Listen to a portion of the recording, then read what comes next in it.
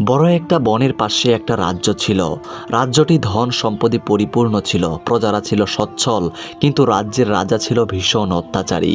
কেউ কোনো অপরাধ করলে তাকে ভয়ানক শাস্তি দিতে কুণ্ঠাবোধ করত না।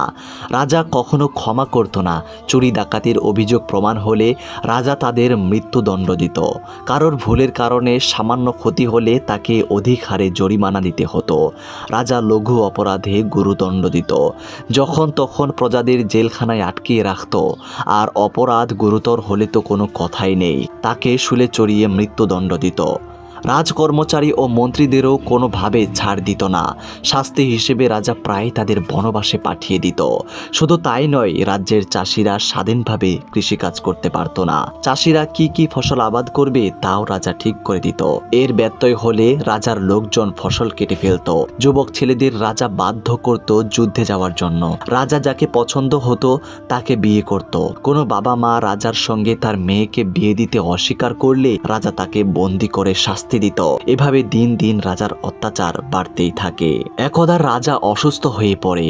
তার সুচিকিৎসার জন্য রাজপ্রাসাদে একজন বিজ্ঞ হেকিমকে আনা হলো। রাজাকে সুস্থ করার জন্য হেকিম আপ্রাণ চেষ্টা করতে থাকে, কিন্তু রাজার সুস্থ হতে বেশ কিছুদিন সময় লেগে যায়। এতে রাজা হেকিমের প্রতি ক্ষুব্ধ হয়। তার বিরুদ্ধে চিকিৎসায় অবহেলার অভিযোগ এনে রাজা তাকে কারাত দেয়। এই খবরটি সারা রাজ্যে ছড়িয়ে পড়ে। রাজ্যের হেকিম, কবিরাজ ও ডাক্তাররা এতে ক্ষুব্ধ হয়, কিন্তু তাদের কিছুই করার ছিল না। এই ঘটনার কিছুদিন পর রাজপ্রাসাদে আরেকটি ঘটনা ঘটল। একজন মন্ত্রীর শাসনকার্যে ভুল ধরে রাজা তাকে শুলে চড়িয়ে মৃত্যুদণ্ড কার্যকর করে। ফলে মন্ত্রীদের মধ্যে আতঙ্কের সৃষ্টি হয়। রাজা কখন যে কার ভুল ধরবে তার কোনো ঠিক ঠিকানা ছিল না। এসব ভেবে সকলে ছিল দিশেহারা। অথচ রাজার কাজে কেউই ভুল ধরতে পারত না। সবাইকে তার কাজের প্রশংসা করতে হতো। রাজার অত্যাচারে রাজ্যের সবাই অতিষ্ঠ ছিল। এর থেকে মুক্তি পাওয়ার জন্য তারা উপায় খুঁজতে থাকে। রাজা হঠাৎ আরেকদিন অসুস্থ হয়ে পড়ে। রাজার আদেশ পেয়ে এক বিশ্বস্ত রাজকর্মচারী রাজ্যের বিজ্ঞ হেকিম ও কবিরাজদের খোঁজার জন্য বেরিয়ে পড়ে। তারা রাজার চিকিৎসা করতে অপারগতা প্রকাশ করতে থাকে। কেউই রাজার চিকিৎসা করতে রাজি হয় না। এর ফলে ওই রাজকর্মচারী খুব ঘাবড়িয়ে গেল। অবশেষে একজন কবিরাজ রাজার চিকিৎসা করতে রাজি হলো। সেই কবিরাজ ছিল খুবই ধূর্ত। সে কোনো কিছুতেই ভয় পেত না। রাজাকে শাস্তি দেওয়ার জন্য এটাই উপযুক্ত সুযোগ বলে সে মনে করল। কবিরাজকে রাজপ্রাসাদে আনা হলো। সে রাজাকে ভালোভাবে পরীক্ষা নিরীক্ষা করলো। তারপর রাজাকে বলল, আপনার অসুখটা বেশ গুরুতর। ওষুধে আপনি সাময়িকভাবে সুস্থ থাকবেন, কিন্তু পুরোপুরি সুস্থ হবেন না। যে কোনো সময় আপনার মৃত্যু হতে পারে। এই কথা শুনে রাজা খুব ভয় পেয়ে গেল। রাজা তার কাছে জানতে চাইল, তাহলে বাঁচার উপায় কি? উত্তরে হেকিম বলল, একজন ভালো শাসক হিসেবে রাজ্যে আপনার যথেষ্ট সুনাম রয়েছে। আমরা চাই আপনি দীর্ঘজীবী হন। রাজ্যের পাশে যে বন আছে সেই বনের মাঝে একটি ছোট্ট পরিত্যক্ত ঘর রয়েছে। সেই ঘরের মেঝের ওপর একটি কাঁসার হাড়ি বসানো আছে। সেই হাড়িতে রয়েছে অমৃত, যা পান করলে আপনি চিরদিনের মতো সুস্থ হয়ে যাবেন আর আপনি দীর্ঘজীবন লাভ করবেন। তবে সমাধান, এই কথা আপনি কাউকে প্রকাশ করতে পারবেন না। এই কথা প্রকাশ করলে বা কাউকে দিয়ে তা আনার চেষ্টা করলে অমৃতের কার্যকারিতা নষ্ট হয়ে যাবে। কাজটি যত দ্রুত সম্পন্ন করবেন আপনার জন্য ততই মঙ্গল হবে। রাজাকে সুস্থ হওয়ার পরামর্শ দিয়ে কবিরাজ রাজপ্রাসাদ থেকে বিদায় নিল। রাজা সারা দিন কবিরাজের কথা চিন্তা করলো। সে মনে মনে ভাবলো, একবার যদি অমৃত পান করতে পারি তাহলে আমি দীর্ঘজীবন লাভ করব। তাই দেরি করা মোটেও ঠিক হবে না।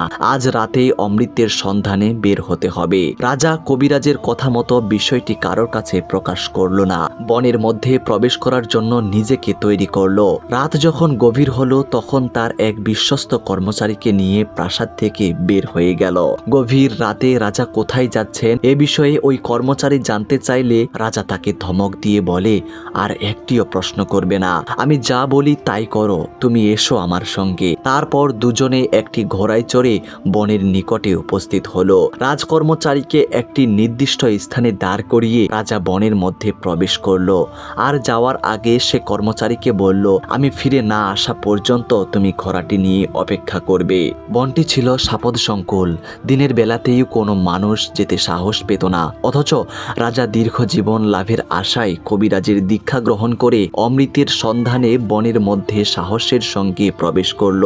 বনের গভীরে প্রবেশ করা তো দূরের কথা, কিছু দূর যেতে না যেতে রাজা একটা হিংস্র জন্তুর আক্রমণের শিকার হলো। পশুটির আক্রমণে রাজার প্রাণ গেল। ওদিকে সকালবেলায় রাজপ্রাসাদে অসুস্থ রাজাকে দেখতে না পেয়ে রাজার লোকজন তাকে খোঁজাখুঁজি করতে শুরু করে দিল। খুঁজতে খুঁজতে তারা ঘোড়াসহ সেই কর্মচারীকে বনের নিকটে পেয়ে গেল। রাজকর্মচারী তাদের গত রাতের ঘটনা হুবহু বর্ণনা করলো। তারা কেউই বুঝতে পারলো না এর কারণ কি। কেউ কেউ ভাবলো রাজা বোধহয় পাগল হয়ে গেছে। রাজার লোকজন রাজাকে খুঁজতে বনের মধ্যে প্রবেশ করলো। কিছু দূর যেতেই তারা রাজাকে মৃত অবস্থায় পড়ে থাকতে দেখে। রাজার সারা শরীরে আঘাতের চিহ্ন, সারা শরীর রক্তে মাখা। রাজার করুণ মৃত্যুর সংবাদ দ্রুত রাজ্যের সকল স্থানে পৌঁছে গেল। অত্যাচারী রাজার মৃত্যুর সংবাদে রাজ্যের মধ্যে আনন্দের বন্যা বয়ে গেল।